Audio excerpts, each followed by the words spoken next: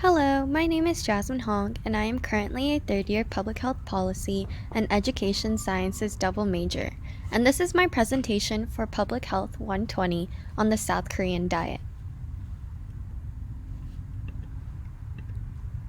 First, I will be going over the eating style and food culture within South Korea. The eating style and food culture is connected to Korea's agricultural history. Since the beginnings of South Korean history, the amount of vegetables incorporated to the diet can be linked to the dynasties within Korea. Meat was saved for royalty, and farmers in the lower class mainly ate vegetables along with whole grains such as rice. The modern Korean diet reflects this, as their diet includes pap, or cooked rice, kuk, or brothy soups, kimchi, or fermented cabbage, and banchan, various side dishes. Most of the food in Korean diet is marinated and seasoned using jang, or soy products and herbs, as well as sesame and perilla oil. In more recent years, the diet has consisted of high consumption of vegetables, moderate consumption of fish, and a moderate to high consumption of red meats. Second, I will be going over the most prevalent health issue in South Korea. The most common health issues in South Korea are the chronic diseases such as cancer, cardiovascular diseases, and suicide. Some health risk behaviors include excessive alcohol consumption, smoking, and physical inactivity. Excessive alcohol consumption and smoking are among the highest health risk behaviors within South Korea and can be attributed to several cancers and respiratory diseases. Among Korean males, stomach cancer was the highest and most prevalent cancer, which was 23.3%. For Korean females, thyroid cancer, which is 31.9%, is the most prevalent cancer among females. Third, I will be going over the possible connections between diet and health issues. From 1969 to 1995, the South Korean diet has changed from plant food intake 97% to 79%, animal food intake 6.6% to 67%, the fat intake from 16.8% to 38.5%.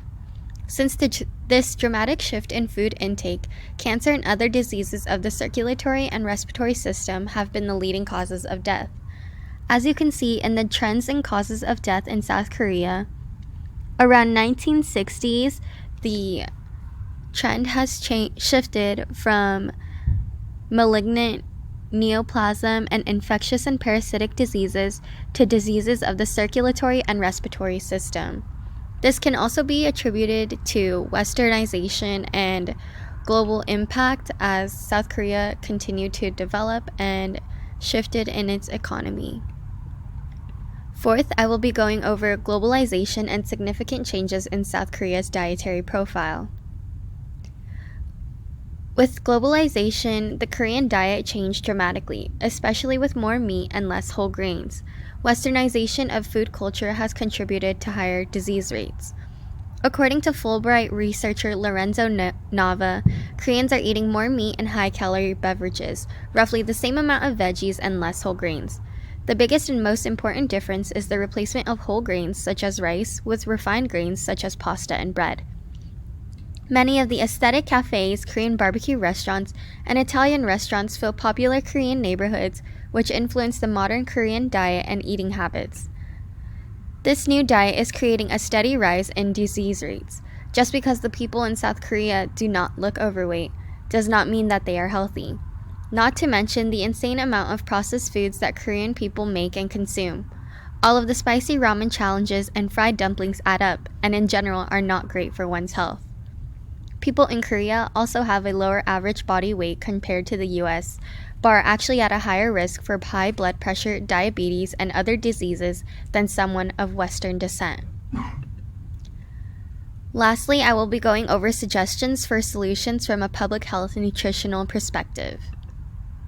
From a public health nutritionist perspective, the Korean diet should consist of more traditional foods, substitute refined grains for whole grains such as rice and quinoa, decrease the amount of salt and sugar added to food, especially among fermented foods such as kimchi, Lessen the consumption of meat and marinated meats. This is contributing to high cholesterol, high blood pressure, and more. They should also increase the amount of vegetables and plant food intake, and overall switch to a plant-based diet.